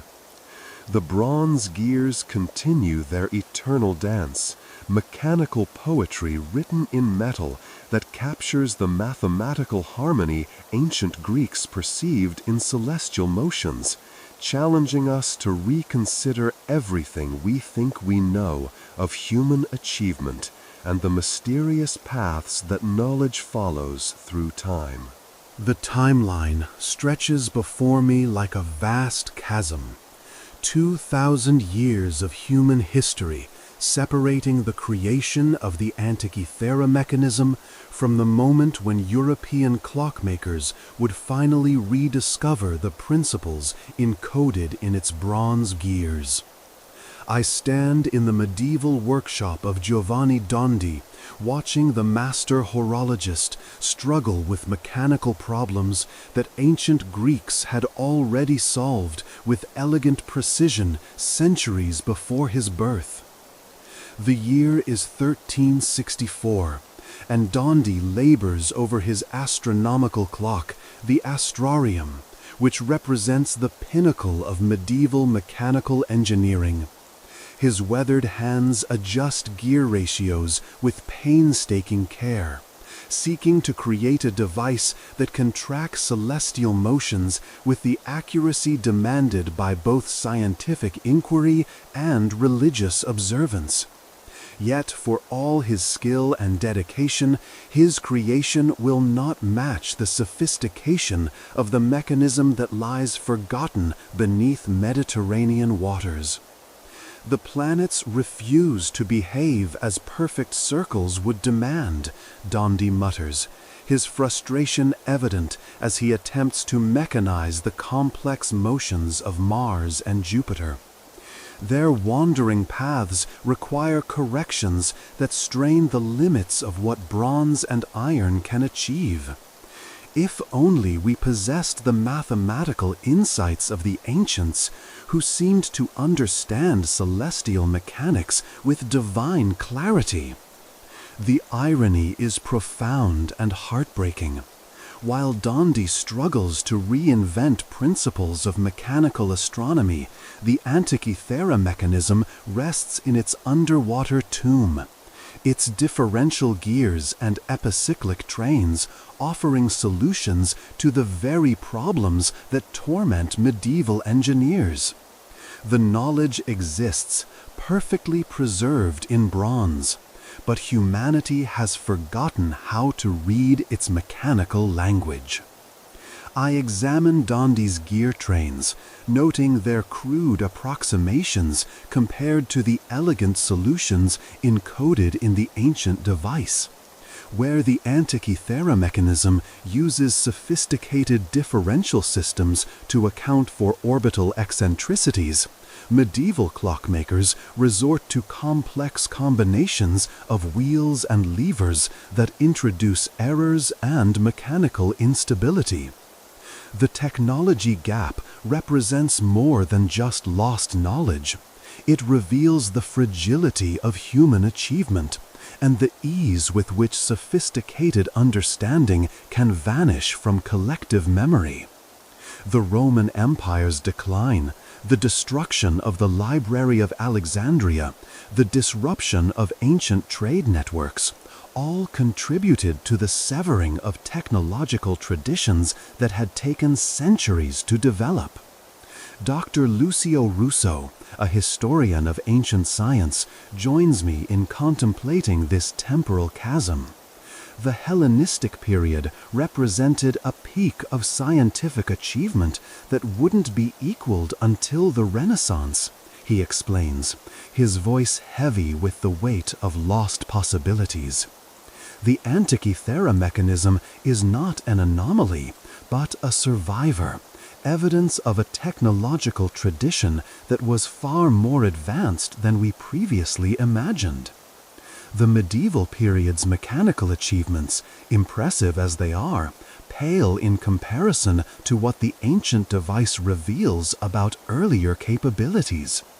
European clockmakers of the 14th century were essentially reinventing principles that Greek engineers had mastered more than a millennium earlier, working from first principles to rediscover solutions that already existed in corroded bronze. I watch as Dondi attempts to create a mechanical model of lunar motion, struggling with the same problems that Hipparchus had solved through his epicyclic theory, and that the Antikythera mechanism had implemented mechanically. The medieval craftsman lacks access to the astronomical observations and mathematical insights that informed the ancient device, forcing him to work with incomplete understanding of celestial mechanics. The Renaissance will eventually bridge this gap, but slowly and incompletely. Galileo's telescopic observations, Kepler's laws of planetary motion, Newton's gravitational theory, all will contribute to the gradual reconstruction of knowledge that the ancient world had encoded mechanically.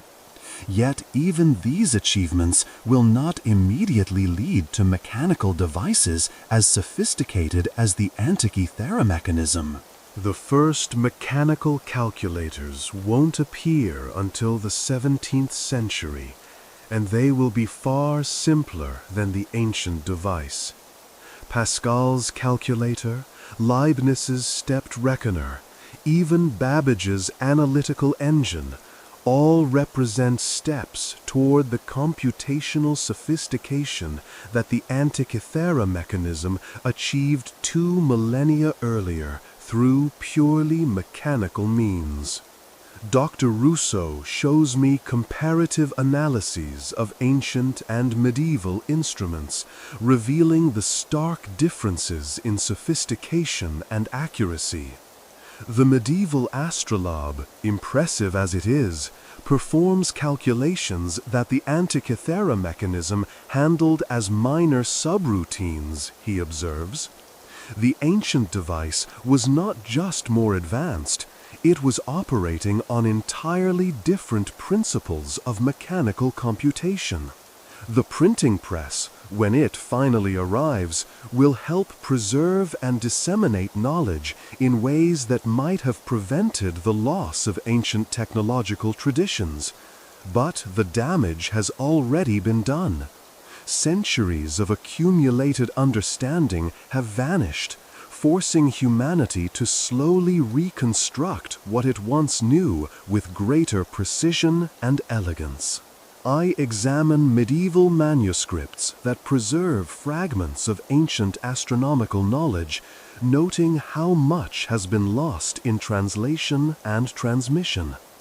The sophisticated mathematical relationships that the Antikythera mechanism encoded mechanically have been reduced to crude approximations and simplified procedures that sacrifice accuracy for computational convenience. The Islamic world preserved more of the ancient astronomical tradition than medieval Europe, But even their achievements fall short of what the mechanism reveals about earlier capabilities.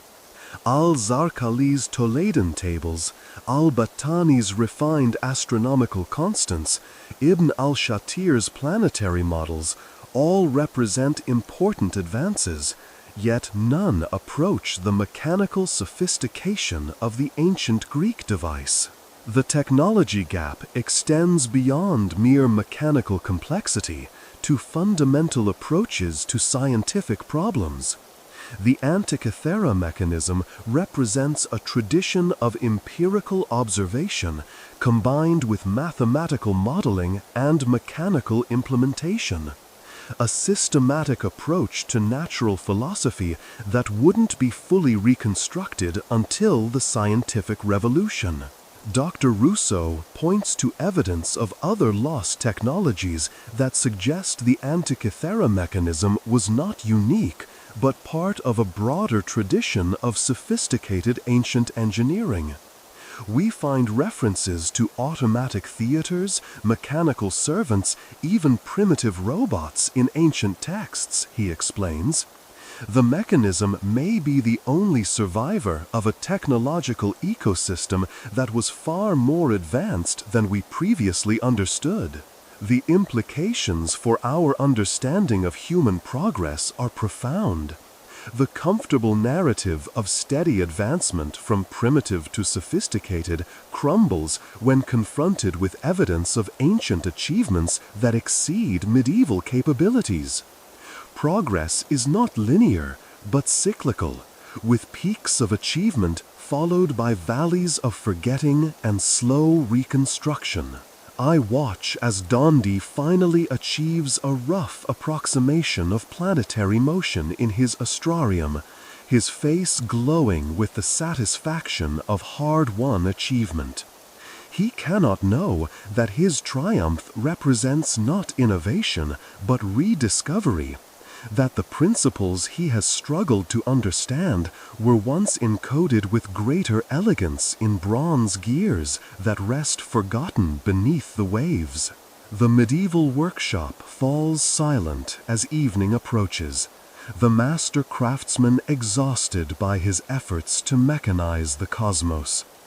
Outside, the same stars that guided ancient Greek astronomers continue their eternal dance, carrying mathematical relationships that humanity once understood with mechanical precision, but has temporarily forgotten. The technology gap yawns before us like a chasm in time, 2 millennia of lost knowledge that challenges our assumptions about human achievement and the fragile nature of technological progress. The Antikythera mechanism stands as a bronze bridge across this temporal divide, connecting ancient wisdom with modern understanding, reminding us that the path of human knowledge is neither straight nor predictable. The bronze voices grow softer now, their mechanical whispers fading into the gentle rhythm of waves against ancient shores. I stand once more beside the Antikythera wreck, but the harsh Mediterranean sunlight has mellowed into the golden hues of eternal twilight, where all mysteries converge into a single, peaceful understanding that transcends the need for definitive answers. The mechanism's gears have stopped their eternal calculations, their bronze teeth finally at rest after carrying the weight of cosmic secrets for more than 2 millennia. Whether they were crafted by human genius reaching toward the divine, or guided by knowledge that fell from distant stars, their purpose has been fulfilled. They have reminded us that the universe operates according to mathematical laws that patient minds can discover and encode in lasting form.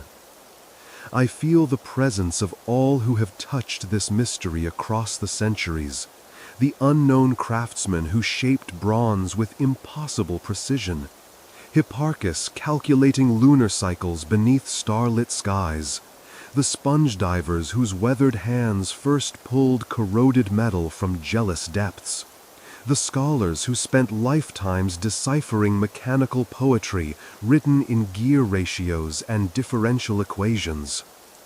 The questions that have haunted our journey begin to dissolve like salt in warm water.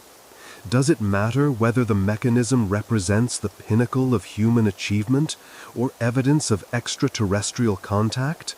Both possibilities speak to the same fundamental truth, that consciousness, wherever it arises in the cosmos, seeks to understand the mathematical harmonies that govern celestial motion, to capture infinity in bronze and wood, to make the abstract tangible through the marriage of theory and craft. The device rests now in peaceful silence, its bronze surfaces reflecting not the harsh light of interrogation, but the soft glow of appreciation.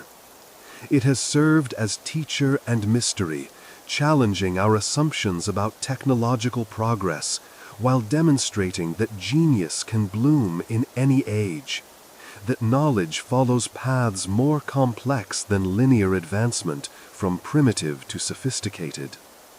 I watch as the mechanism's various dials fade into shadow, their precise markings becoming suggestions rather than declarations. The eclipse predictions that once seemed so urgent now whisper of eternal cycles that continue regardless of human observation.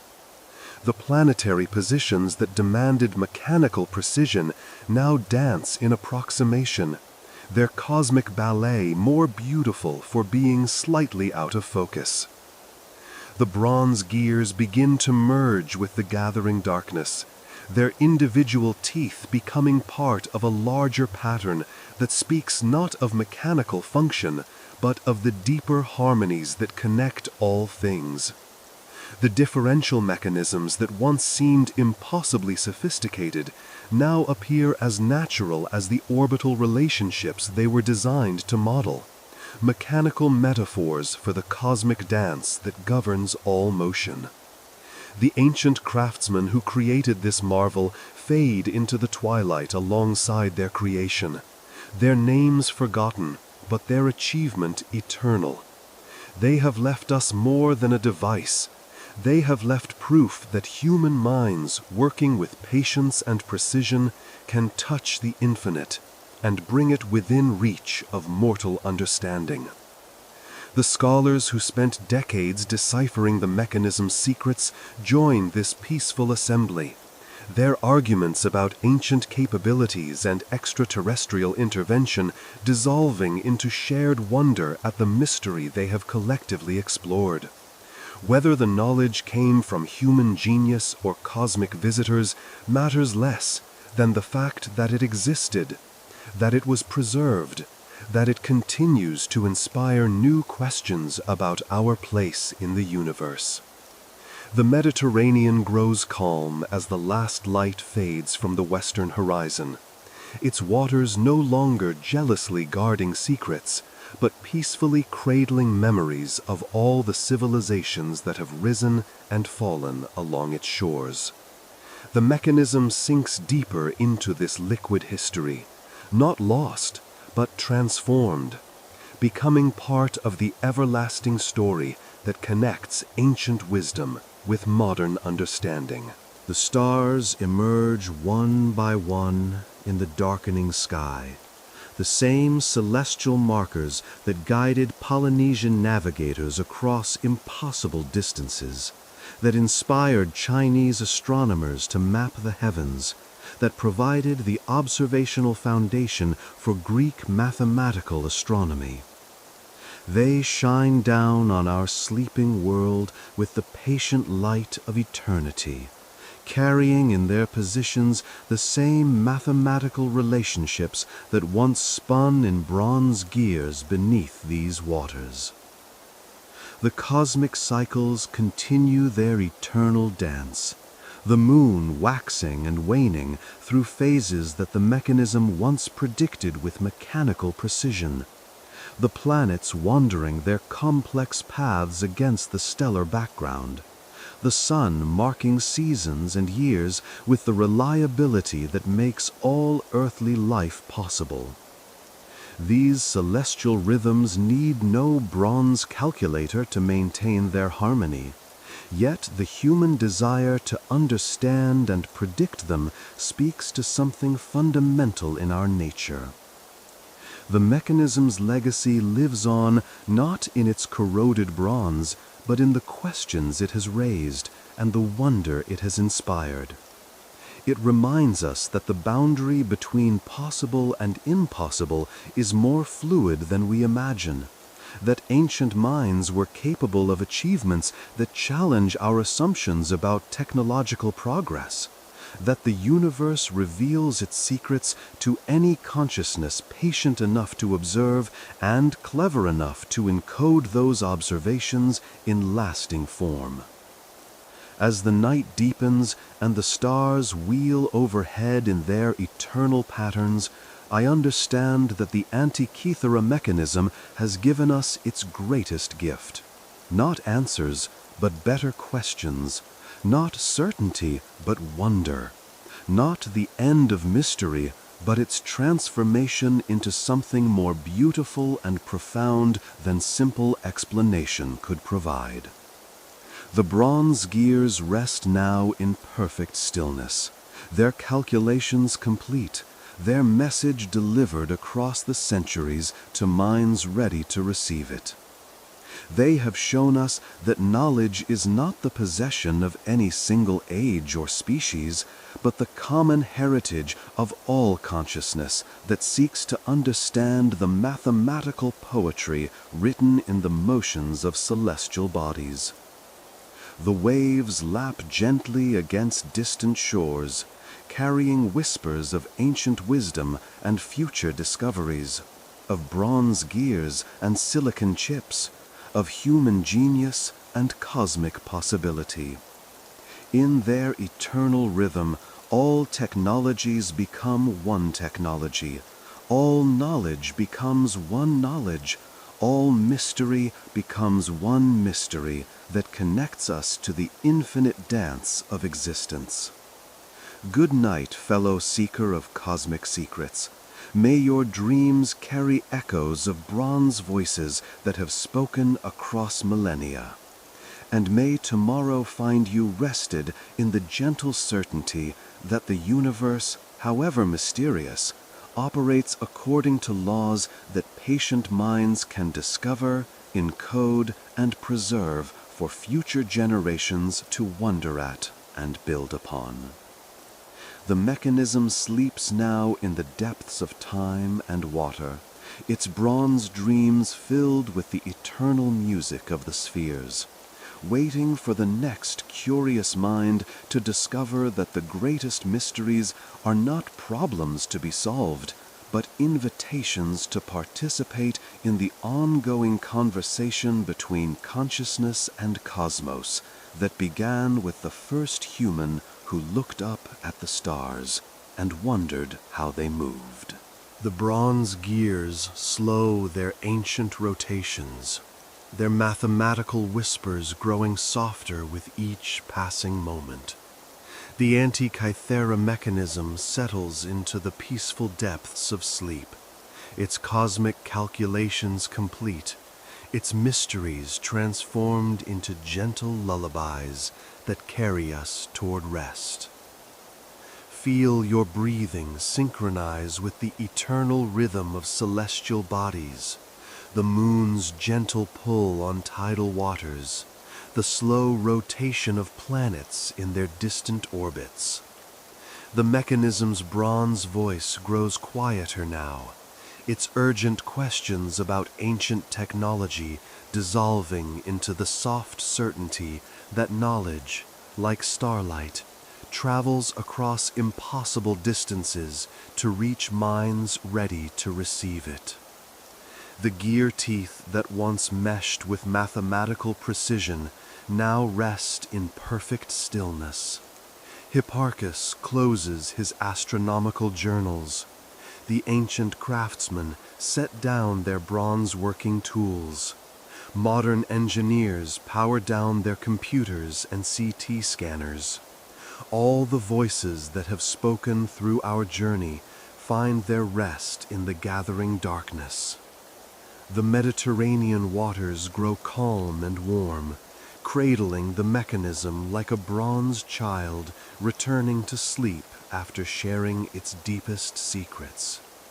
The waves that once crashed with the urgency of discovery now whisper with the gentle rhythm of eternal tides, carrying away the need for answers and leaving only the peaceful appreciation of mystery.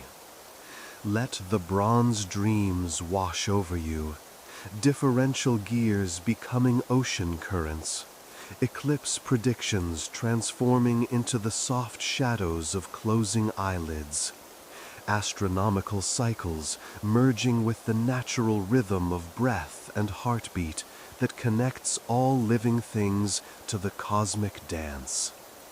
The stars that once demanded mechanical calculation now simply shine with quiet beauty, their light growing softer, dimmer, until only the gentle darkness of sleep remains, and the promise that every mystery, however ancient or complex, eventually finds its rest in the peaceful depths of dreams.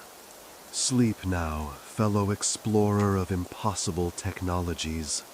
The bronze voices have spoken their truth, and now they rest, waiting in the depths of time for the next dreamer to discover their eternal song.